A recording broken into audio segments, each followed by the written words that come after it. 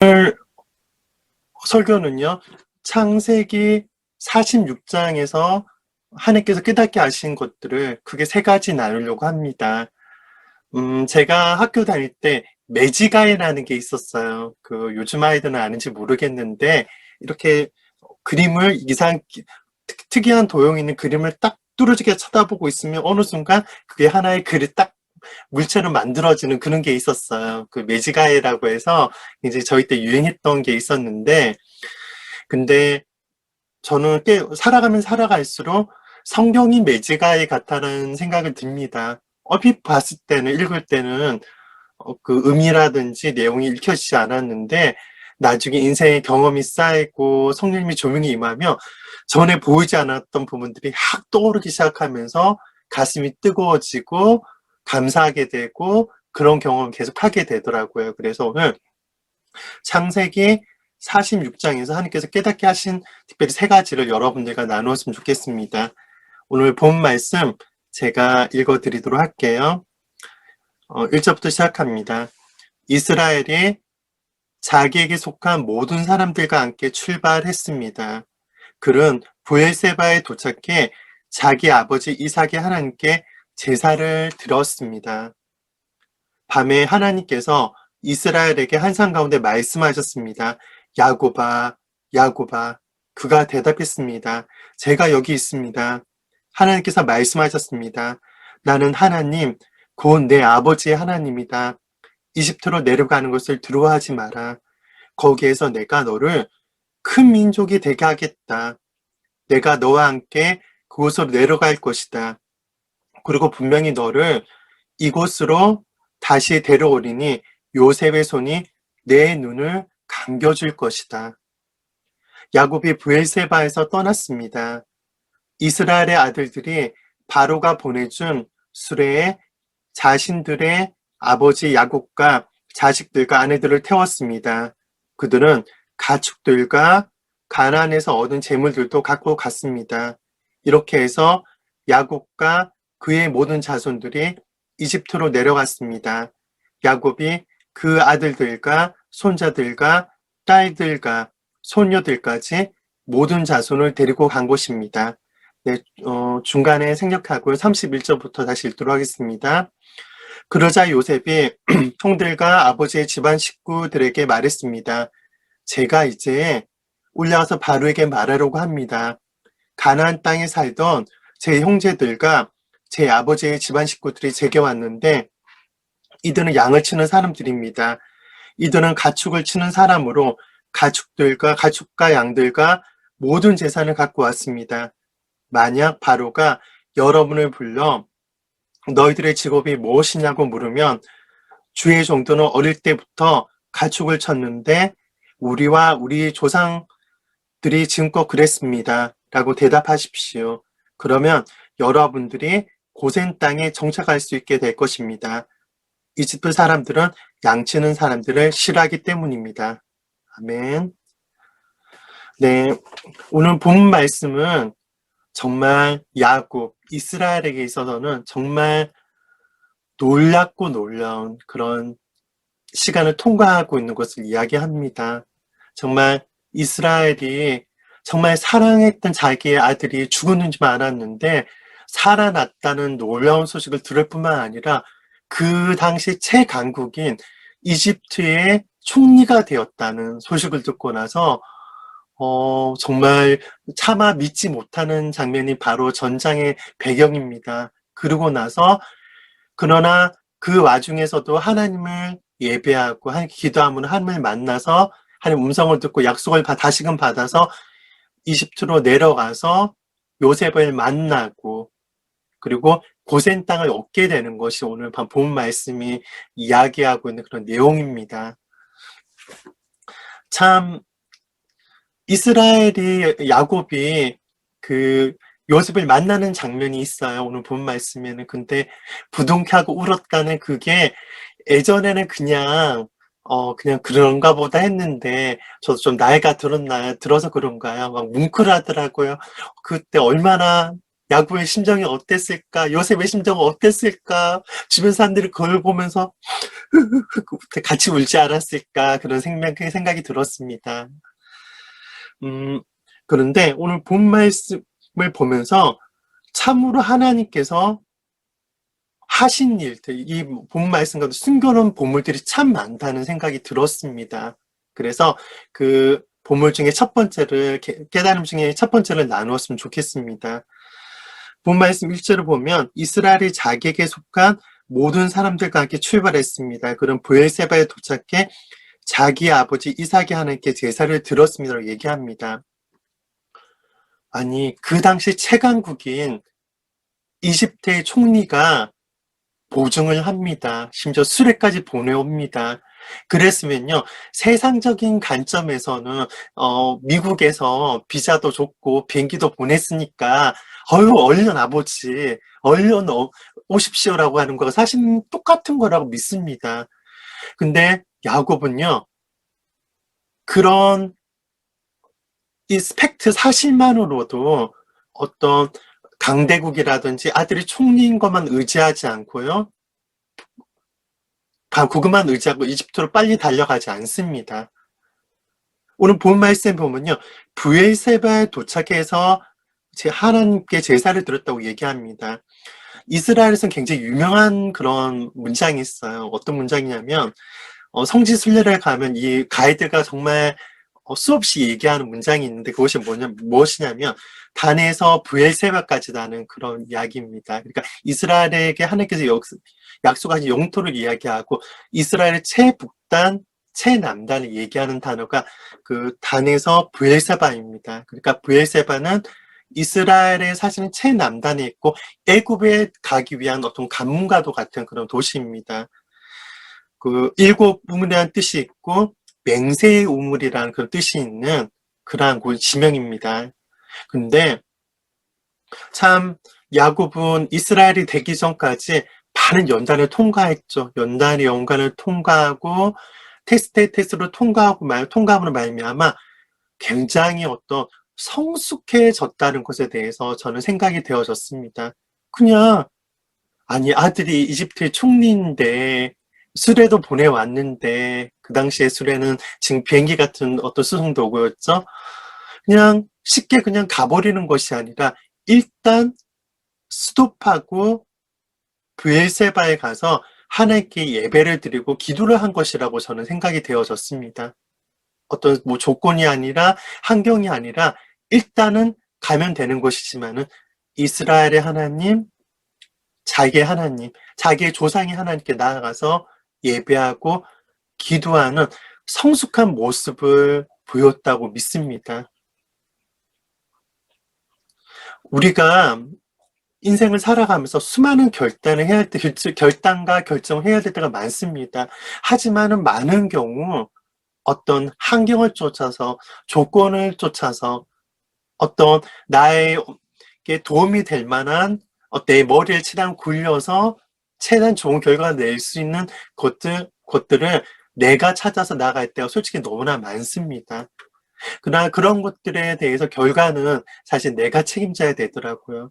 근데 하나님 인도하시는 걸 쫓으면 어떤 때는 세상 사람이 보기에 어리석어 보이는 것 같을 때도 많습니다. 아니, 저 좋은 직장을 내버려 두고, 아니, 저 좋은 것들을 내려놓고 왜 저기를 선택하냐고, 왜 저런 결정을 하냐고, 세상 사람도 이해 못하고, 심지어 가족들도 이해 못하고, 심지어 반려자조차도 이해 못하는 그런 상황을 겪을 때가 많습니다. 하지만 우리가 하나님께서 우리를 인도하시는 여호와 노예나 목사나 목자 되신다는 거, 우리를 위해서 길을 예비하신 분이라는 거, 하나님께서 우리의 아버지 되신다는 것을 우리가 신뢰할 수 있다면 우리는 그분을 인도하심을 신뢰함으로 나아갈 수 있을 거라고 믿습니다.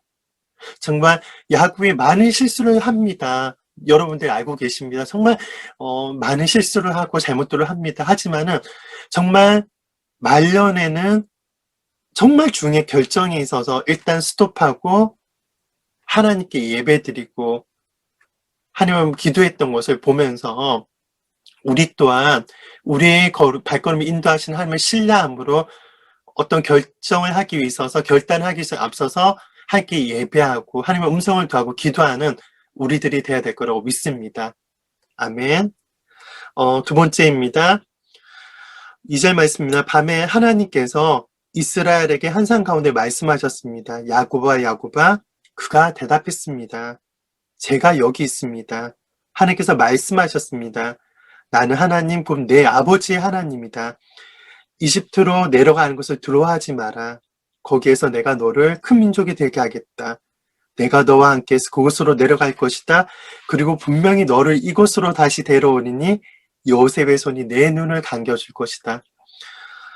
저는 이스라엘이 한산 가운데 들었던 하나님 음성을 들으면서 가슴이 좀 뭉클하더라고요. 왜냐하면 구약에서 나타나는 보통 하나님의 성품은요, 엄한 하나님이시잖아요. 뭐 잘못하면 뭐 갑자기 수천 명, 수만 명이 일순간에 죽임도 당하고 잘못을 하면 대지하기를 주저하지 않으시는 그런 하나님의 성품을 구약에서 많이 보았습니다. 그래서 제가 구약을 옛날에 처음 보았을 때 굉장히 당했던 기억도 있습니다.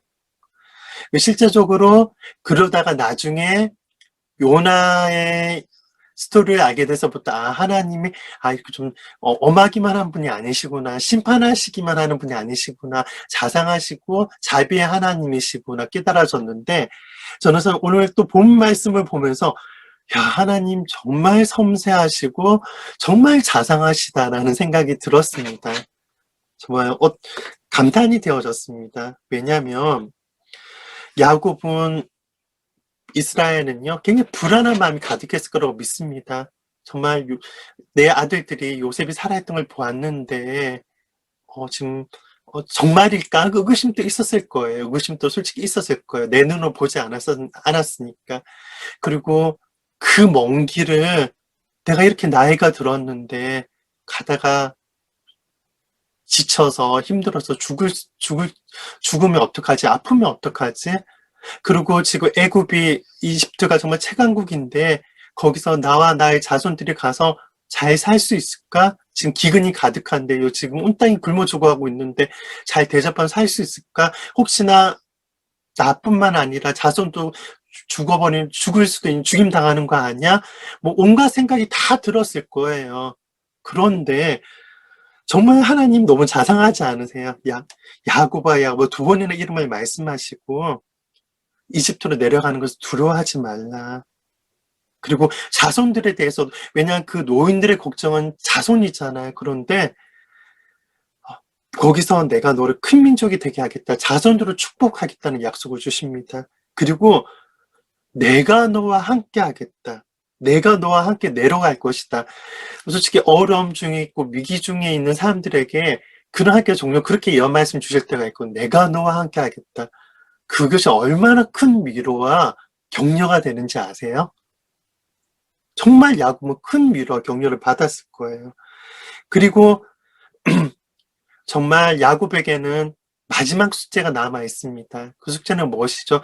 자기가 은을 주고 산 자기의 사랑하는 아내의 무덤에 자기가 묻히는 거. 사실 마지막으로 남은 숙제죠. 자기가 할 수 없는 숙제지만은. 그런데 이렇게 말씀하세요.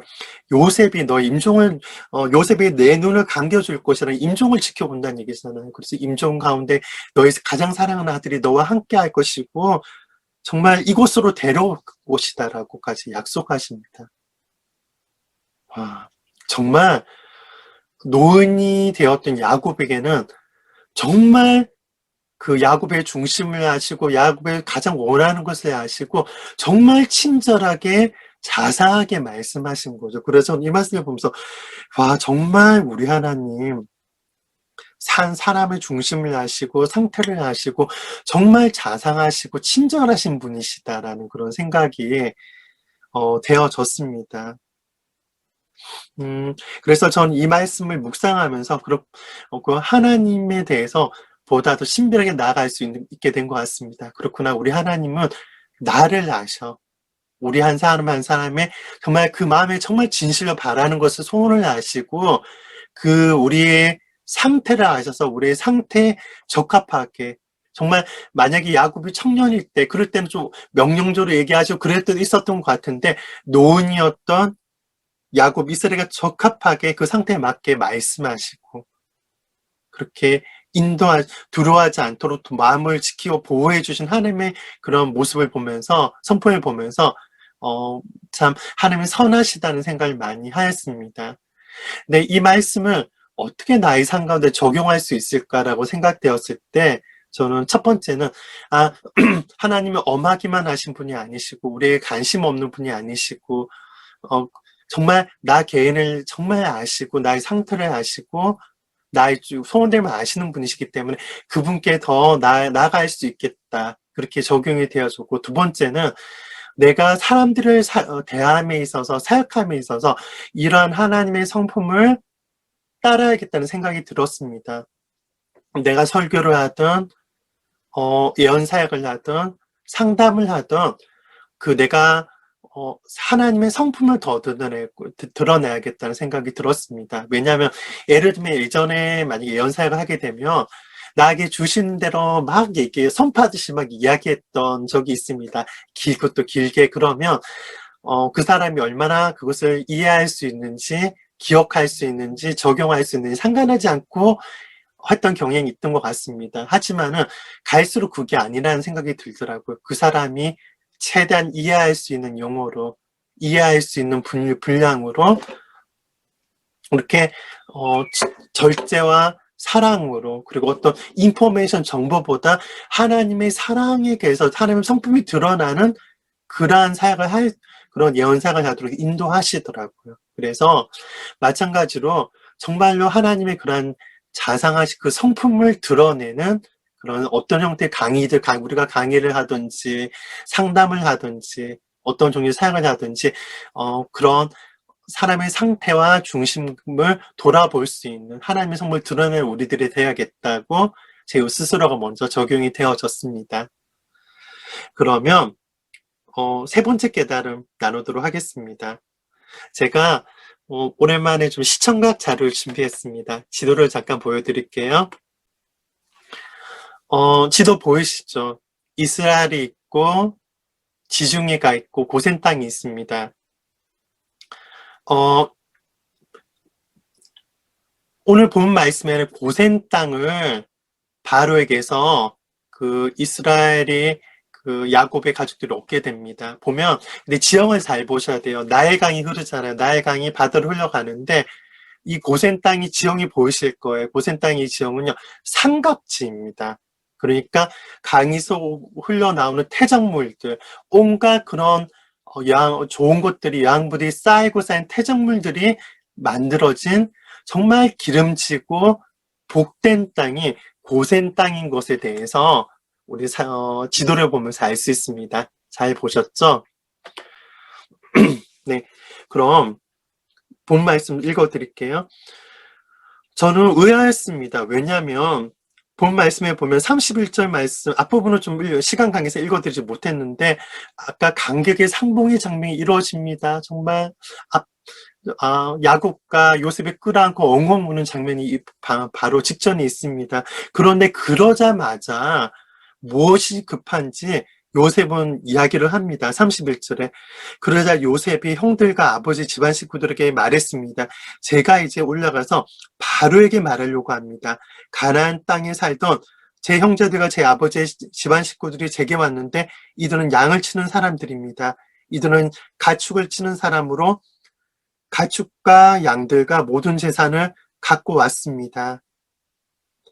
만약 바로가 여러분을 불러 너희들의 직업이 무엇이냐고 물으면 주의 정도는 어릴 때부터 가축을 쳤는데 우리와 우리 조상들이 지금껏 그랬습니다 라고 대답하십시오. 그러면 여러분이 고센 땅에 정착할 수 있게 될 것입니다.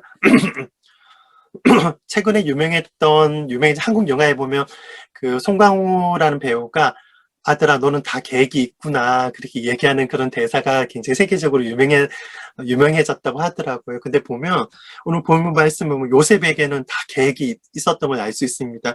심지어 요셉은 야곱을 만나기 전부터 메시지를 전합니다. 고센 땅에 관해서 이야기를 합니다. 그리고 심지어 또 야곱을 만나자마자 또 고센 땅에서 이야기를 합니다. 그리고 심지어 어떻게까지 굉장히 지혜를 쓰냐면요. 고센 땅에 가족들을 데려다 놓습니다. 일단은요. 고센 땅에다 머물게 하고 바로를 찾아갑니다. 어, 그리고 나서 바로에게 이렇게 이야기를 합니다.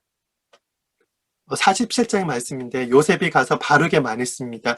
제 아버지와 형제들이 가축들과 양들과 재산을 다 갖고 와서 가나안 땅에 와서 지금 고센 땅에 있습니다. 굉장히 이걸 강조합니다. 그리고 나서 양치기인 것을 이야기합니다. 근데 심지어 이집트 사람들은요, 오늘 본 말씀 보면 양치는 목축하는 사람들을 천대하고 존중하지 않음에도 불구하고 그것을 강조하라고 이야기를 하고 또 바로에게서부터 그렇게 바르게 이야기를 하게 합니다. 그래서 결국은 고센 땅을 얻어내고야 합니다. 요셉에게는 다 계획이 있었습니다. 정말 계획하고 계획해서 바로에게서 얻어내고야 합니다. 그러면 왜 이스라엘 민족에서 고센 땅이 중요하고 고센 땅을 얻었어야만 했을까요? 저는 생각해 보았습니다. 첫 번째는 하나님께서 요셉에게 말씀하셨기 때문에 지금 본 말씀이 정확히 성경 말씀은 나오지는 않지만은 하나님과의 그런 친밀함 안에서 꿈과 환상을 통해서 요셉의 음성을 들었잖아요. 그래서 뭔가 말씀하신 게 분명히 있었을 거라는 생각이 들었습니다. 그리고 또 하나님께서는 요셉에게 지혜를 주셔서 이스라엘 민족 가운데 너무나 고센 땅에 오는 게 중요했기 때문에 선명하게 어떤 꿈이 아니더라도 지혜로서 깨닫게 하셔서 인도하신 거라고 저는 생각이 되어집니다. 왜 이스라엘이 고센 땅을 얻었어야만 했을까요? 제가 두 가지 이유 말씀드리도록 하겠습니다. 첫 번째는 뭐냐면 지형적인 이유 때문입니다. 오늘 본 말씀 보면 깜짝 놀랄 본문 말씀이 있는데요. 제가 27절 읽어드릴게요. 이집트에는 요셉에게 태어난 아들이 둘이 있었습니다. 그러므로 이집트로 간 야곱 집안의 사람들은 모두 70명이었습니다. 그러니까 요셉과 요셉의 자녀들까지 다 포함해서 야곱의 일가는 70명밖에 되지 않았습니다. 굉장히 적잖아요. 근데 하나님께서 큰 민족이 이루게 하리라 그 약속이 언제 이루어져요? 그런데 놀랍게도요. 430년 후에 출애굽할 때 이스라엘 민족이 인원이 얼마 정도나 되는지 아세요? 장정만 60만 명입니다. 70명이 갔는데 족보상 다 통틀어가 70명이 내려갔는데 430년 후에 장정만 60만 명이 된다는 게 있을 수 있는 일인가요? 흔한 일인가요? 정말 드문 일입니다. 하나님께 젖과 꿀이 흐르는 땅을 약속하셨는데 사실은 고센 땅이 젖과 꿀이 흐르는 땅이었습니다.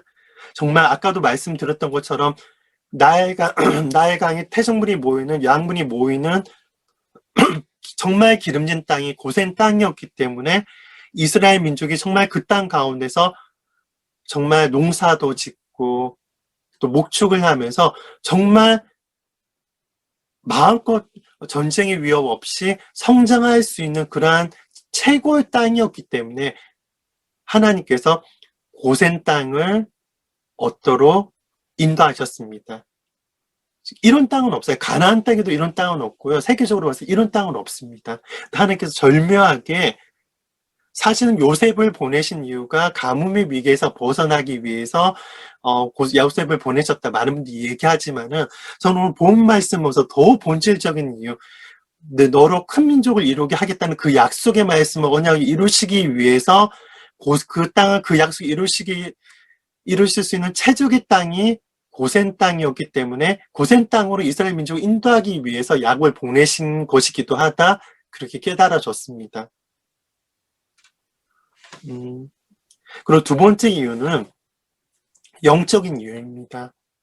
가나안 민족 가운데 그 주변은 우상 숭배로 가득한 곳이었습니다. 그래서 심지어 하나님께서 그 땅에 제가 가득 차기까지 이스라엘 민족을 잠시 보내셨다. 그 땅에 제가 가득하자 하나님께서 이제 공의로 그 땅을 심판하시기 위한 목적으로도 이스라엘 민족을 다시 그 땅 가운데 보내서 정복당하게 하십니다. 근데 그 땅 가운데서 이스라엘 민족이 야곱의 집안이 성장했다면, 자랐다면, 계속 고했다면 어떻게 되었을까요? 어, 동화되었을 확률이 너무나 크다고 생각되어집니다. 바알 숭배라든지 그런 각종 우상을 섬기는 문화가 자연스럽게 섞일 수밖에 없고 그 이스라엘 민족만의 그런 독특한 그런 여호와를 섬기는 신앙이라든지 그런 문화가 희석될 수밖에 없었을 거라고 믿습니다. 불과 뭐 100년, 200년 있으면 세대가 섞이면서 그렇게 일이 벌어진다고 하는데요. 근데 하나님께서는 그 가나안 땅에서 구별하기 위해서 고센 땅에 보내신 거라고 저는 또 믿습니다. 또한 이집트에서도요. 왜냐하면 이집트의 문화도 우상을 섬기는 문화였습니다.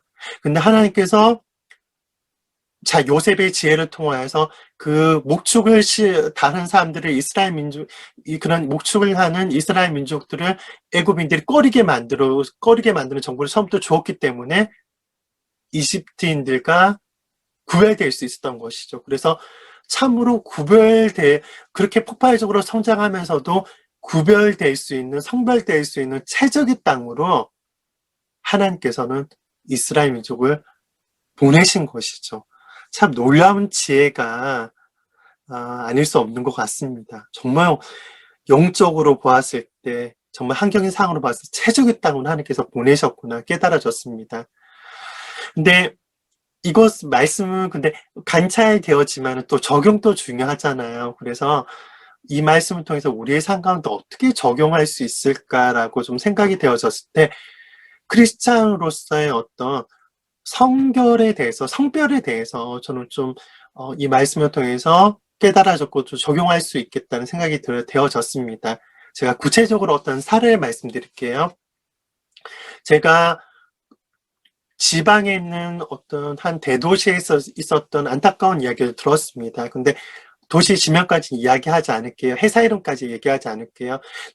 목회를 하시던 목사님이 있었는데 그 도시는 직업이 별로 없는 거예요. 그냥 없어서. 근데 유명한 자동차 공장이 거기서 굉장히 유명해요. 거기 들어가면 정말 취업 잘했다고 알아주는 그런 자동차 공장이 그 대도시에서 멀지 않습니다.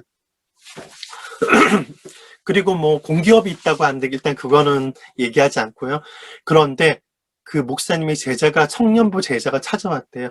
내가 그 자동차 회사에서 중요한 역할을 맡게 되었는데 약간의 그 선행료 3천만 원만 있으면 어떤 산업이든지 그 공장에 넣을 수 있다라고 그 제자가 찾아와서 이야기를 했대요. 그런데 그 회사가 사실은 너무 그렇게 좋아서 그런 조건이 좋아서 월급도 많이 나오고 평생 동안 어떤 복지 혜택을 누리면서 그렇게 일할 수 있는 회사인 것 같았습니다. 그래서 그 목사님이 솔깃하셔가지고 지인들에게 추천하시고 심지어는 그 와이로라고 하는 그 정확한 용어인지 모르겠는데 그 뇌물 같은 돈도 자기 계좌로 받아가지고 좋은 의도니까 그 목사님은 결코 나쁜 의도가 아니실 거라고 믿어요. 좋은 의도로 좋은 직장에 사람들 취업시켜 줄 수 있으니까 수십 명에게 소개시켜 주셨던 것 같아요. 돈도 자기 계좌로 받아다 그 사람들 주고. 근데 결론적으로 어떤 일이 벌어지냐면 사기였어요. 그래서 그게 발칵 뒤집혀가지고 막 검찰까지 뜨고 막 그래가지고 결국 그 사람은 잡혀서 뭐 수십 년형을 받았다고 하더라고요. 근데 그 목사님도 거의 감옥에 가기 직전까지 가고 엄청난 빚을 지게 되고 교회도 완전히 엄청나게 요동하게 되는 일이 실제로 있었습니다. 근데 목사님 의도는 선한 의도였죠. 정말 내 주변에 있는 사람들 번듯한 직장에 보내고자 하는 게 좋은 의도였는데요. 그러나 그렇게 뇌물을 주고 어떤 취업시키고자 하는 그것이 세상의 반복인가요? 하나님의 반복인가요? 목사님이셨지만은 거기서 실수하셨죠. 세상의 반복이었죠. 성별되지 못한. 그 얘기를 들으면서 근데 실제로 저는 일단 목사님들, 제가 목사니까, 성도들이 실수한 것보다, 이 얘기부터 먼저 하는 거예요. 어떤 목사님이 이런 실수를 한 얘기도 들었습니다. 오늘 기업체에서 내 기업이 굉장히, 어, 좋은데, 대표 자리가 필요하다. 왜냐하면 대표가 그냥 이름만 빌려주면 내가 월급이고 카드 어느 정도 쓸 수 있게 해주겠다. 내가 누구에게 맡길 수 없으니까 내가 일이 바꾸니까 이름만 대표 맡아달라고 오늘 목사님의 제안이 왔습니다. 제가 그 얘기 듣고 절대 안 된다고. 절대 아니라고. 이거는 합법적인 반복이 아니라고 문제 생긴다고 경고를 했었습니다. 근데 그 목사님이 근데 좀 순진하신 분이셨어요. 근데 그 액면 그대로 믿고 대표가 되셔가지고 어떤 일이 있었는지 아세요? 결론적으로 그 대표 이름으로 인감이고 도장이고 다 사용해가지고 엄청난 빚을 지고 정말 살아가시게 돼. 현재도 목회를 잘하고 계심에 불구하고 개인적인 재산은 거의 차압을 당하게 되는 상황에 처하게 됐습니다.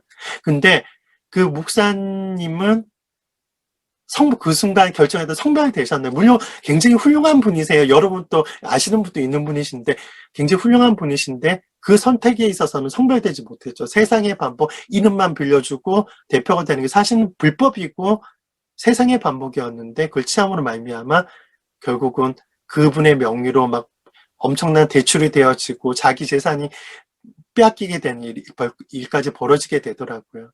네, 제가 이것을 통해서 말씀드리고자 하는 게 무엇이냐면 목사님들의 뿐만 아니라 목사님들도 순간 성별되지 못하고 어떤 세상의 반복을 택했을 때 그리고 사실은 성도들 가운데도 이런 일이 너무나 많죠. 장로님들 뿐만 아니라 직분자들 뿐만 아니라 성도들도 한순간에 본인의 어떤 가정에 있어서 본인의 사업에 있어서 여러 가지 일들에 있어서 성멸되지 않고 세상의 반복을 취했을 때 큰 어려움을 겪는 것들을 많이 보게 됩니다. 그리고 결국 그로 말미암아 원수의 틈을 열어줘서 영적으로 어려움도 같이 따라오게 되더라고요. 우리의 대적들은 우리 틈이 있으면 가만두지 않잖아요. 그걸 보면서 정말로 우리가 성별되는 것이 중요하다. 그래서 하나님께서 목적이 있으셔서 가나안의 우상 숭배에서 이집트의 우상 숭배에서 이스라엘 민족을 고산 땅에 보내셔서 구별시켜줬던 것처럼 우리는 물론 또 성별된 그런 땅으로만 찾아다니는 그럴 수는 없지만은 영적으로 우리가 우리의 삶에서 우리 스스로를 성별하게 돼 세상의 어떤 유혹이나 세상의 반목이나 그런 것들에 있어서 우리가 우리 스스로를 구별해야 되겠다라는 생각을 오늘 본문 말씀에서 저는 좀 구별하고 깨닫게 되었고 적용하게 되었습니다. 할렐루야. 오늘 세 가지 깨달음에 관해서 얘기를 했지만은 가장 중요한 건 이것입니다. 하나님께서는 다 목적과 계획을 가지고 계시다는 거. 우리보다도 우리 마음을 아시고 우리를 돌봐주시는 분이 하나님이시라는 것. 그 하나님의 성품이 사실 오늘 설교의 핵심입니다. 오늘 야고보에게 자세하게 말씀하셨던 그 하나님을 기억하셨으면 좋겠습니다. 찬양도 그렇게 준비되어졌는데 야고보에게 하나님께서 그렇게 말씀하셨잖아요.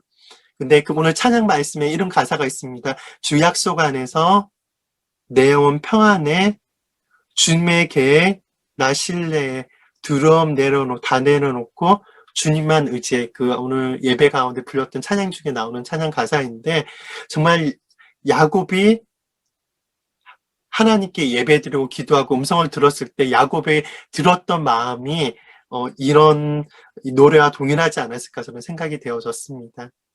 할렐루야. 우리가 세상을 살아가면서 정말 수많은 결정을 해야 됩니다. 결단을 해야 됩니다. 내가 어느 땅에 거해야 될지, 어떤 직장을 얻어야 될지, 어떤 학교를 가야 될지, 내 사역은 어떻게 해야 될지, 내 사업은 어떻게 해야 될지. 그렇지만은 환경이 이끄는 대로 가지 않고 정말 성숙한 야곱이 이스라엘 된 야곱이 일단 하나님께 예배드리고 음성을 구하였던 것처럼 우리도 성숙하게 하나님 앞에 예배드리고 기도하며 음성을 구하는 우리들이 되어야겠습니다. 그리고 아까 야곱에게 말씀하신 하나님의 음성을 통해서 드러나는 하나님의 성품을 기억하면서 하나님께 더 기댈 수 있는, 강아지가 키우던 강아지가 자주 자다가 나한테 기대더라고요. 근데 그것처럼 자기가 신뢰할 수 있는 대상 기댈 수가 있잖아요. 마찬가지로 믿을 수 있는 사람 기댈 수 있잖아요. 그래서 우리가 야곱에게 말씀하신 한 상을 통해서 드는 하나님의 성품을 기억하면서 하나님께, 하나님 나 중심을 아셔. 나의 소원들만 아셔 하면서 하나님께 더 이렇게 기대는, 하나님께 더 푹 안기는 우리 여러 순환의 가정의 성도분들이 되시기를 축복합니다. 그리고 고센 땅을 기억하십시오. 하나님이 계획하신 곳엔 다 계획하심이 있습니다. 이스라엘 민족이 만약 가나안 땅에 있었다면 이렇게 민족을 이루기 힘들었을 거예요. 그런데 하나님이 인도하심을 따라 고센 땅에 갔기 때문에 이렇게 성장할 수 있었잖아요. 그것처럼 하나님 인도하시면서 성장하는 여러분들이 되시고, 더 나아가서 성별, 하나님께서 목적이 있으셔서 가나안 땅의 우상숭배에서, 이집트 땅의 우상숭배에서 성별하셨습니다. 고센 땅에 이스라엘 민족을 보내서 성별하셨습니다. 마찬가지로 우리가 우리의 어떤 세계관 가운데, 우리의 삶의 방식 가운데 어떤 아직도 세상과 버타고 있는 성별되지 않은 영역에 있는 스스로 점검함으로 하나님께 깨닫게 해달라고 기도함으로 우리가 스스로를 구별해서 우리 인생을 향한 하나님의 데스티니와 목적지를 이루어드리는 우리들이 되기를 예수 그리스도의 이름으로 축복합니다. 기도하시겠습니다. 사랑의 주님, 감사드립니다.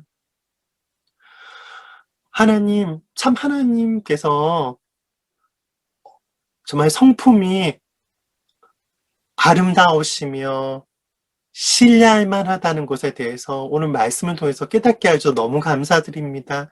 그 다 노인이 된 야곱에게 너무나 자상하게 내가 너와 함께 할게, 너와 함께 내가 너와 내려갈게, 내가 너의 자손들 큰 민족이 되게 해줄게, 두려워하지 마, 내가 있잖아, 너 임종 때도 너 외롭지 않을 거야, 너가 사랑하는 아들이 너의 눈을 감겨줄 거야, 그리고 너가 죽어서도 내가 그 시체를 애굽 땅에 두지 않고 돌아오게 할 거야.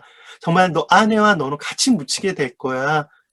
정말 그 노인의 심정을 헤아리시고 정말 자상하게 대하신 그 하나님의 성품이 지금 우리가 섬기고 있는 하나님과 동일한 성품입니다.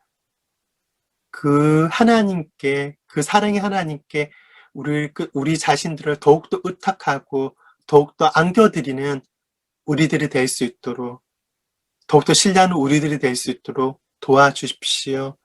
그리고 하나님, 정말 야곱이 이스라엘 대위까지 큰 연단이 있었지만은 정말 성숙하여서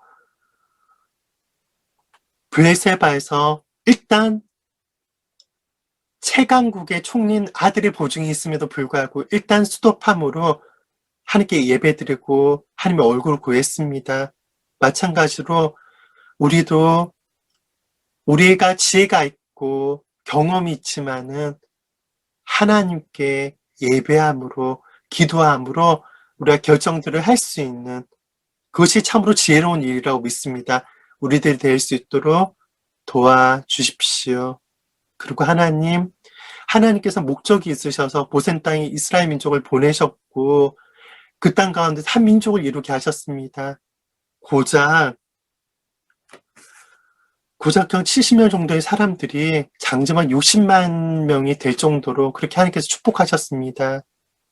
그리고 그 땅 가운데 가나안 땅 우상숭배에서, 이집트의 우상숭배에서 그 민족을 보호하셨던 것처럼, 성별하셨던 것처럼 하나님, 우리 스스로를 성별할 수 있도록, 구별할 수 있도록 도와주십시오. 너무나 우리가 세상의 반복은 빨리 가는 것 같고 세상의 반복은 너무나 쉽게 어떤 큰 유익을 얻는 것 같습니다.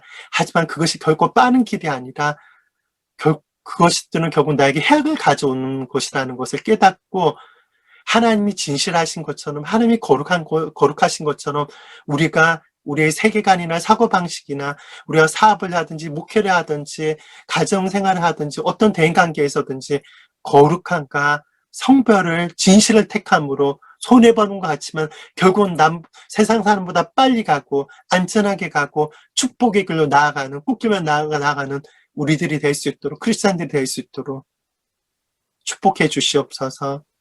오늘 설교 말씀을 더 깨닫게 하신 하나님 찬양합니다. 감사드립니다. 거룩하신 왕 예수 그리스도의 이름으로 기도합니다. 아멘. 할렐루야. 우리를 인도하시는 하나님, 정말 넓으신 가슴 우리를 안아주시는 하나님, 그리고 우리를 성별시키셔서 우리를 항상 성별할 수 있도록 정말 주님의 거룩하심을 닮을 수 있도록 우리에게 복 주시는 하나님께 진리의 말씀을 주신 하나님께 우리 감사 영광의 박수 올려드리겠습니다. 주님을 찬양합니다.